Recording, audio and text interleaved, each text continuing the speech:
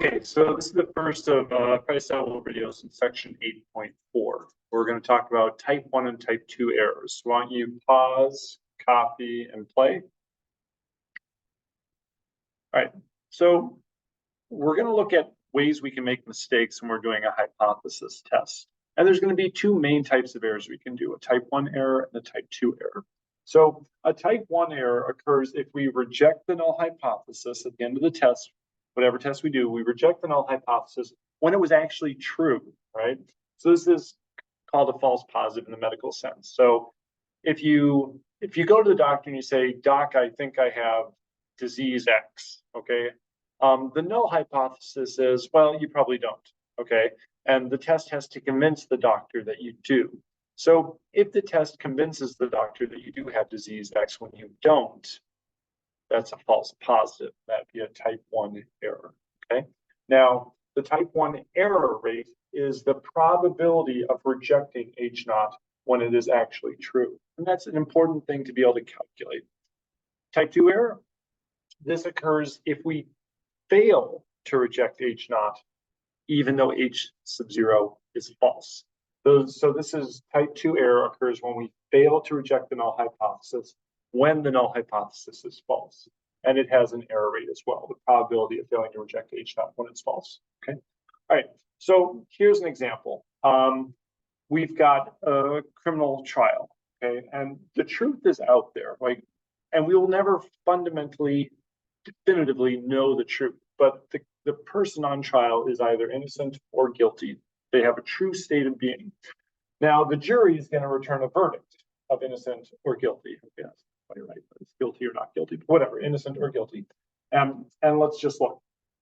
If the truth is the person's innocent and the verdict is innocent, then that's correct. And if the person's guilty and the verdict's guilty, well, that's correct. But in our legal system, there's this null hypothesis out there. There's this presumption that the person on trial is innocent. And the prosecutor has to convince the jury that they're not, okay? So the null hypothesis is innocent, right? So if it turns out the person is actually guilty, this means the null hypothesis is false. But if the verdict is innocent, then the jury has failed to reject the null hypothesis, even though it is false. So that's a type 2 error.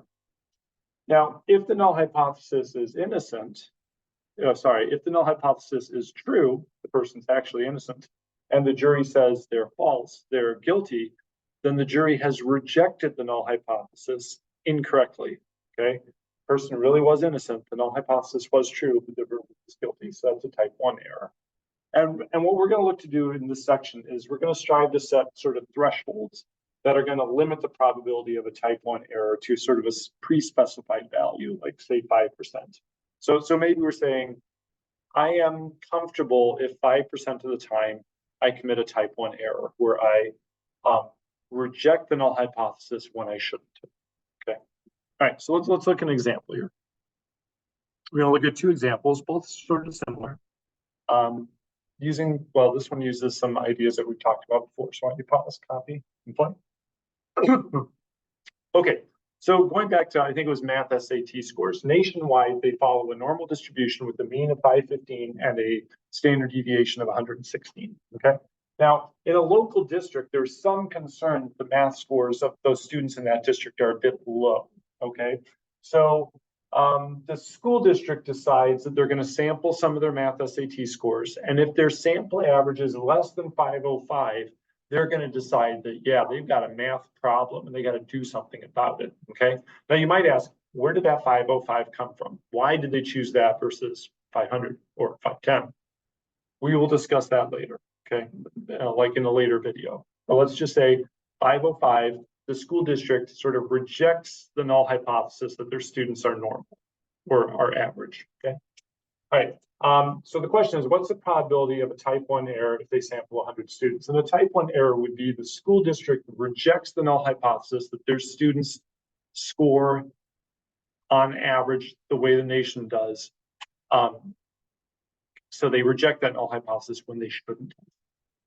Okay, so this would mean they feel their students are not as good at math when they actually are just as good as any other students around the nation. Okay?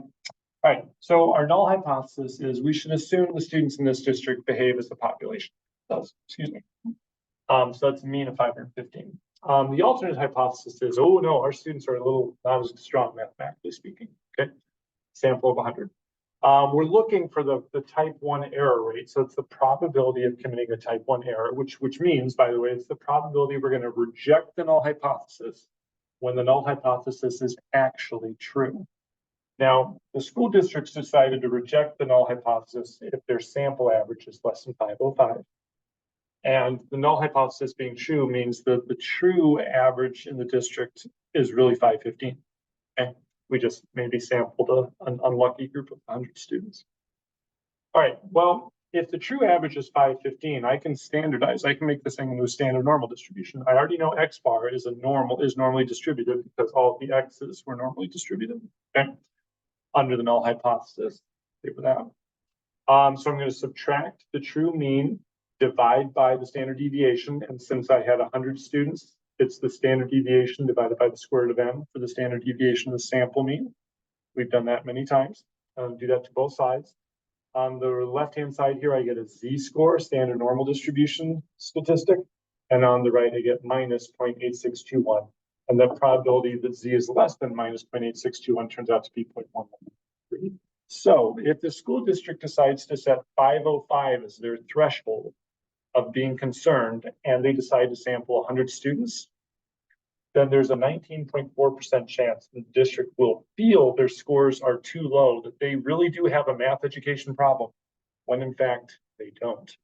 So it's basically a 20% chance they might decide to spend money on mathematical remediation when it was not necessary, okay? All right, one more example.